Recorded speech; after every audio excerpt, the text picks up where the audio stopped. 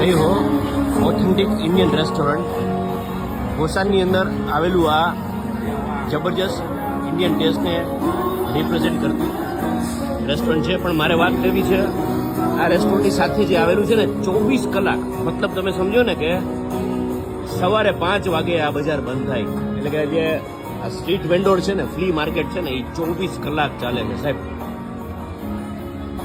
જે રાત્રિ બજાર કહેવાય ને એનું બેસ્ટ એક્ઝામ્પલ જે ખાણીપીણીના લોકો જે છે એનો વ્યવસાય ધરાવે છે એના માટે છે ને સરકાર શ્રી બેસ્ટ ટાઈમ આપે છે લોકોને કામ કરવા માટેનો.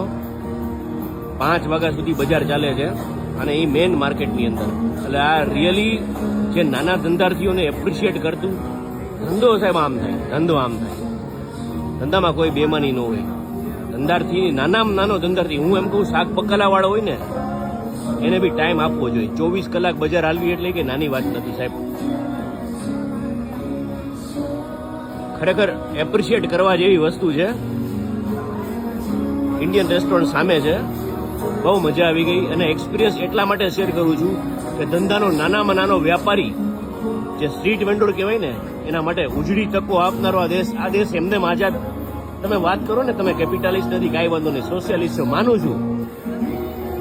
પરંતુ જે આ લોકોને ફ્રીડમ આપી છે ને રાતે ધંધો કરવાની, એ ધંધાર્થીઓ માટે બેસ્ટ છે. આજે ધંધાર્થીને છૂટ આપે ને, તમે જુઓ ડિલિવરી વાળા બી રાત્રે નીકળે છે. ધંધાર્થી જ્યાં આઝાદ છે ને એ દેશ છે ને 7મા આસમાને છે. અને ચાઇનાને હજી બી કોઈ રોકી નહીં શકે.